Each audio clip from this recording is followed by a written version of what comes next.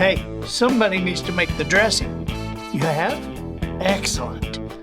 Good morning, afternoon, or evening. You are listening to The Professional Noticer. Hello, everyone. I'm Andy Andrews. Hey, thank you for making me a part of your week. My purpose here today, and with every show we do, is to play the part of a best friend or a coach. I want to help you live the life of your wildest dreams by giving you access to the greatest mentors the world has to offer today. This week, The Professional Noticer is sponsored by wisdomharbor.com. You have heard of wisdomharbor.com, haven't you? Today, families and school systems all over America are finding wisdomharbor.com's one-of-a-kind streaming service to be the perfect, low-cost, high-quality educational tool for their students. Wisdom Harbor's stated responsibility is, get this, to create the next greatest generation. And they're starting with your hometown and your school system for less than $3 a month per teacher.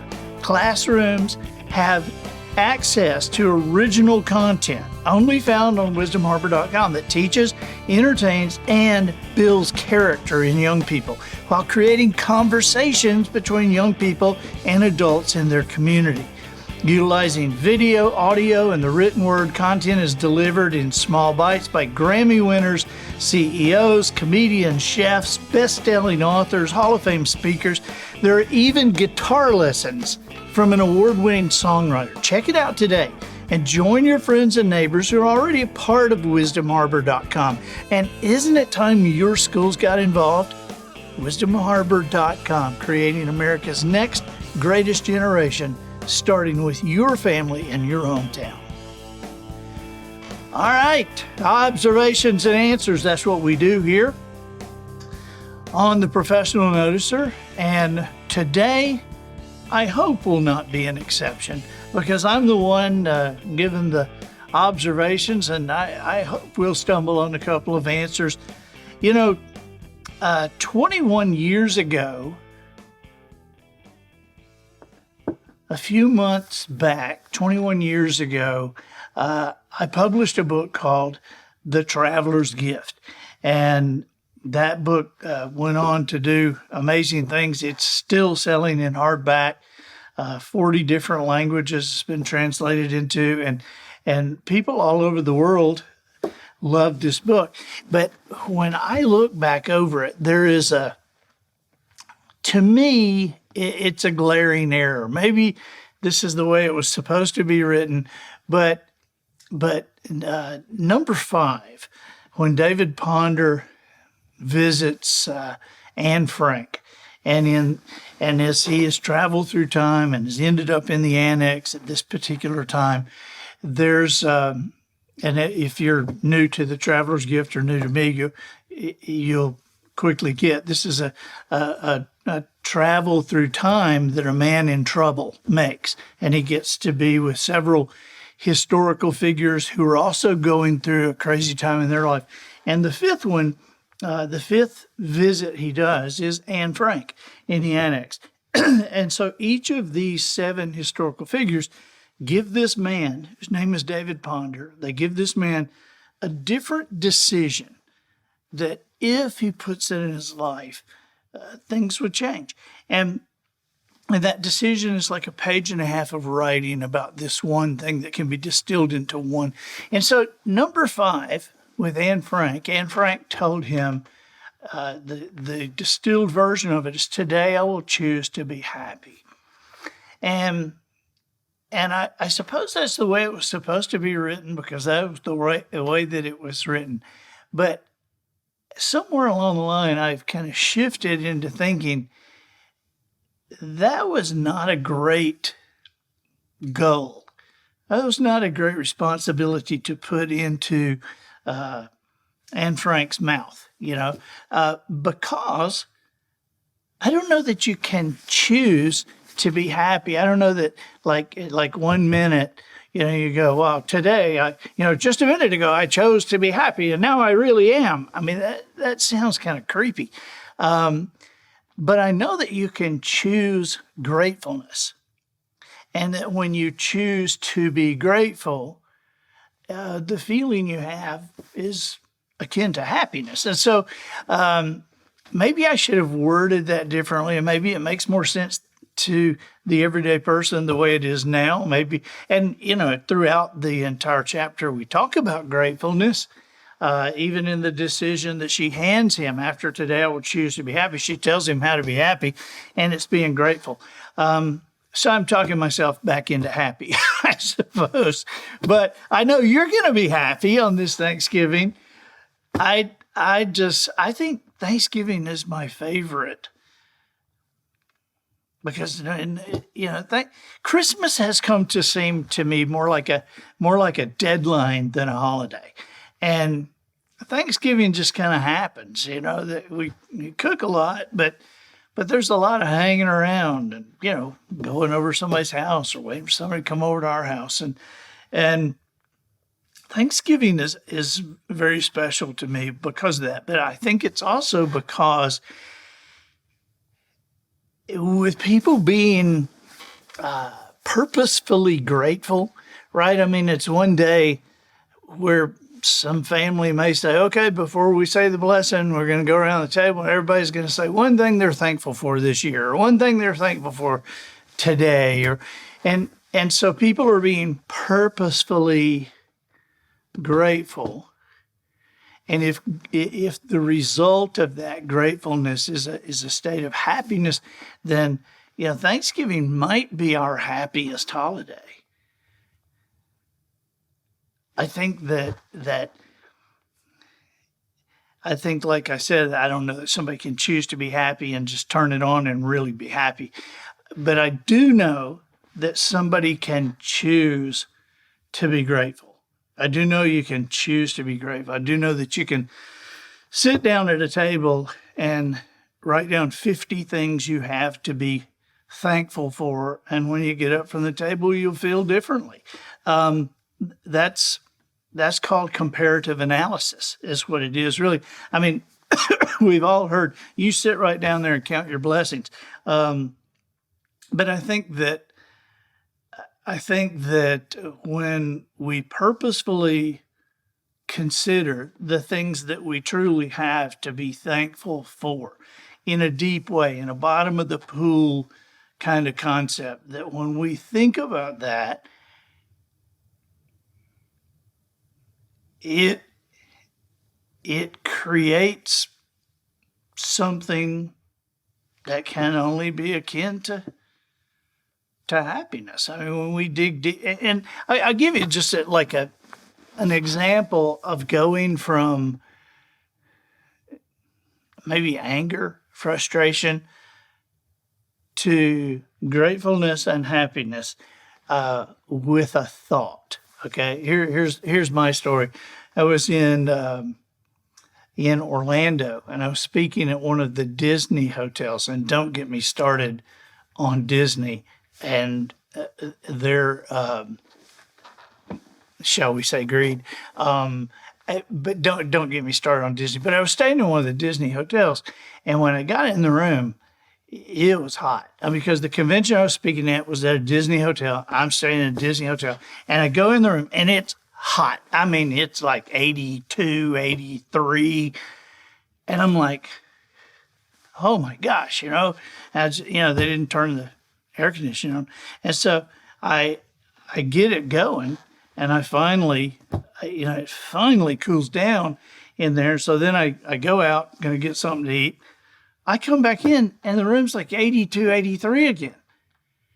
And I'm like, what is going on? Well, turns out that they have a switch on it. Okay, it's a motion detector on it, and so this thing only cranks the air conditioning when you're moving around the room, and when you leave the room, it goes back to 80 or whatever it is. But it was infuriating, because I'm going, oh my God, I can't live in this heat. And you wake up in the middle of the night and it's hot because you've been still, and you had to, get up in bed and go, and But I was griping mentally so bad. I can't believe as much as they're charging these people for these rooms that you have to go into a hot room every guy. It's just who. And this was during the time, if you remember, several years ago, maybe a decade ago, when the earthquake happened in Haiti, and we're seeing all those people out and in the elements, and it's like 110 degrees with 400% humidity, and they've got like a sheet over their head. And that just suddenly popped into my mind. And I suddenly thought, wow, I'm glad I'm not in Haiti. I'm glad my family's not in Haiti. 82 seems fine. And my perspective changed immediately from one of anger and frustration to one of relief, gratefulness, and with the relief and the gratefulness, calm and happiness. It's a Thanksgiving state of mind, gratefulness. Hey, I've got a story I want to tell you. This is a story I wrote several years ago. And it's just a Thanksgiving story that I think you will enjoy. And if you want to pass this on to your friends and let them enjoy this Thanksgiving story or the whole episode, whatever you wish to do. But this episode, let me just do that again. This story in this episode is called A Thanksgiving State of Mind. Everyone around the dinner table smiled as Pat Ward put the last dish in front of them. I know it's not much. The whole family laughed out loud. That statement had been made by Pat every Thanksgiving of their lives. Actually, there was enough food to feed an infantry division, but she always worried there would be some poor soul who didn't get at least 5 helpings of everything. This year, she had prepared the dressing a day earlier than usual to give her more time with the grandchildren, but she only used that time to expand the menu. Besides the turkey and dressing, Pat had baked a ham, 3 pumpkin pies, and a sweet potato casserole. She made fried corn, cranberry salad, squash, rolls, butter beans, and 3 kinds of peas. Well, there was a time when family members would jokingly mention a favorite dish during the days before Thanksgiving. This was just a game. It was a challenge to see if their suggestion would end up on the table. It always did. They felt guilty about that last year when Pat cooked 6 different entrees and 11 desserts, so this year they kept quiet. Wade, please say grace, Pat directed as everyone bowed their heads. Certainly, dear. Let us pray. And as they all closed their eyes, he began. Dear Heavenly Father, we come to you on this day of Thanksgiving with gratefulness in our hearts. Wade paused. This is ridiculous, he thought. How can I even say that? I don't feel grateful at all. I shouldn't even finish this prayer. But he did. Pat's husband, Wade, is more commonly known around Sawyerton Springs as Pastor Ward. He has led the flock at Bowman's Pond United Methodist Church for well over 2 decades, but lately it's all been seeming a bit much. It's not that he is old. He isn't. I'm just tired, he told Pat this morning, and frustrated. I've had it. It's not necessarily the church, he tried to explain, or Rotary Club, or my city council duties, or the grandkids. Well, it's just everything. I've had it. Pat understood. Lately, she had kind of had it, too. There at the dinner table, Wade sliced the ham and looked at Pat's Uncle Frank. Uncle Frank was 74 years old and sort of a know-it-all. Uncle Frank also knew a million jokes, and as Wade finished the ham and started on the turkey, he told another one. Another stupid joke, Wade thought. "So there's these cowboys," Uncle Frank was saying, "and they rode into town whooping and shooting. There was this dog right in the middle of the street, and one of them cowboys shot him right in the foot. A couple of days later, the cowboys was in a saloon. They was drinking and cussing and playing cards, and all of a sudden," Uncle Frank's eyes got big. "All of a sudden, a shadow fell over the saloon. As the cowboys looked up, they saw the dog walking through the swinging doors. He had on a gun belt and a hat pulled down low over his eyes. A cowboy said, 'What do you want?' And the dog says, 'I've come to get the man that shot my pa.'" Everyone screamed with laughter. "I've come to get the man that shot my pa," Uncle Frank said again, banging his hand on the table. "You get it, son?" he asked Wade. "You get it, don't you? I've come to get the man that shot my pa." Wade forced a smile. "I get it, Uncle Frank," he said. "Would you like some turkey?" Wade had driven all the way to Foley to pick up Uncle Frank earlier that afternoon. He had missed the first quarter of the Dallas-Detroit game because Uncle Frank insisted on leaving the house at 2 o'clock sharp. No reason and no way to talk him out of it. Before he even said hello, Uncle Frank had asked, "Son, if Patty Duke married Gomer Pyle, what would her name be?" Wade shrugged. "Patty Duke Pyle." "Get it? Duke Pyle. Patty Duke Pyle." On the way to the house, sandwiched between the jokes, Uncle Frank had asked Wade why he was driving a 12-year-old car. "It was a piece of junk when you bought it," he said. "It's what we can afford, Uncle Frank," Wade had answered, but inside he had been seething. As the family ate and talked, Wade thought about the car. Uncle Frank had been right. It was a piece of junk when he bought it. Billy Pat had told him as much when he sold it to him. "It will need repairs now and again," were Billy Pat's very words. "I'm 53 years old," Wade thought. "I should not be driving a 12-year-old car. Pat's 48, and she's never had a car of her own." For the third year in a row, the church elders had voted down a $1,500 raise in their pastor's salary. Last Monday, Roger Luker had come to tell him in person. "We just felt that the money would be of better use to foreign missions," Roger said. "After all, there are a lot of poor people overseas, and besides, it's not like you have to make a house payment. The church owns the parsonage, right?" Wade drifted back into the conversations on the giggles of another joke. "So there was this fat lady stuck in the window of the church, and when the guy in the devil costume walked around to ask directions, she said, 'Mr. Devil, don't hurt me. I've been going to this church for 40 years, but you know I've been on your side all along.'" As everyone howled, Wade thought, there's probably some truth in there somewhere. Through dessert, Wade wondered if his church members cared more about poor people they didn't know than they did about his family. "That's right," Wade said to himself. "You do own the parsonage. Where are we supposed to live when I retire? Or am I just supposed to preach till I'm 100 and keel over on the pulpit? Why can't I buy my wife a new dress or a diamond ring or a new car? And about the car we're driving now, one more year and the engine will die, then the floor will fall out, and I'll be driving around town like Fred Flintstone."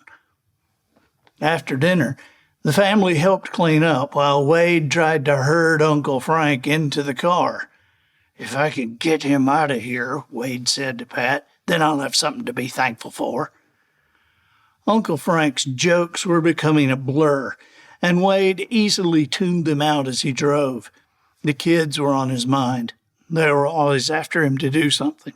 "Daddy, fix this. Daddy, can you and Mama keep the children? Daddy, we're a little short this month." The city council thing was bugging him too. He hadn't even wanted the position, but everybody begged him to take it. They said, "You will be a moral voice for the community. Wade, please help us." Now they're all mad because he had voted no to having liquor at their Christmas party. What would they expect? After Wade walked Uncle Frank to the door and listened to 4 more jokes, he got back in his car and drove. Had he gone straight home, this story might have ended here and in not too happy a fashion. But Wade didn't go home. It wasn't until 2 a.m. the next morning that he rolled into his driveway. Pat had been frantic, but she knew her husband too well to push him for answers. She was relieved he was safe and glad to see that he was smiling. It was the first time she had seen him really smile in days. Wade apologized for worrying her. He said he hadn't meant to be so distant or to snap at her as he had done lately. He kissed her, looked at her, and kissed her again. Then he went to bed. Pat might never have known what happened that night that caused such a change in Wade had she not found the letter. It was in a bottle, floating near the bank in Bowman's Pond. Pat was raking leaves behind the church when she saw it. Reaching the bottle with the rake, she unscrewed the cap, fished out the letter, and read, "Dear God, it doesn't feel like Thanksgiving. At least I don't feel very thankful. In fact, I'm fairly ticked off. If you ask me about what, I'd say everything. I'm so preoccupied with the things that are going wrong in my life, I'm having a hard time seeing the bigger picture. Lord, I'm going to sit here by this pond until you remind me of 10 things I have to be thankful for. And please do it fast. Pat's going to kill me for being late. Number 1, I have Pat. She loves me, even when I'm being a jerk to her relatives like I was today. 2, I have a home in which to live. Remind me occasionally of the people on the street. 3, my family has enough to eat. I know there are fathers who put their children to bed hungry. 4, I have people who care about me. There are many who don't. 5, I was born in America. With all our problems, this is still the greatest country in the world. 6, I can see and hear and walk and talk. These are things I rarely consider, but they are a priceless gift. 7, I have the opportunity to help people who are hurting. It is amazing how much good an encouraging word can do. 8, I have the seasons. They're a constant reminder of change. After the winter in my life, there is always springtime. 9, I have my children and grandchildren who depend on me. That is an honor, and I have learned to be dependable. 10, I have music, trees, a good bed, a pond to fish in, my health, a car that does in fact run, clothes to wear, time with my family, and in Uncle Frank I have an unlimited source of jokes for my sermons. Thank you, Lord, even for him. Wade. That's it for today. Hope you enjoyed this. Share this with your friends. Share the episode or just the story. I'm Andy Andrews, the professional noticer, harnessing common sense and wisdom to plow through challenges all the way to an answer for you. And I think that'll do it for this week. Get us out of here, Matthew. So, ladies and gentlemen, and to the boys and girls who aspire to become ladies and gentlemen, we have reached the end of another episode of The Professional Noticer. In a world where common sense has become a superpower, I'm harnessing that tiny bit of mental energy I have for you, seeking wisdom, making observations, and endeavoring to answer tough questions in a way that will empower your family and your business. I'm Andy Andrews. Until next week, goodbye. This episode of The Professional Noticer was produced by Matt Limpert. The Noticer theme written and performed by Sugarcane Jane. Pilgrim hats for the cast and crew provided by Twinkle and Smoke of Beverly Hills.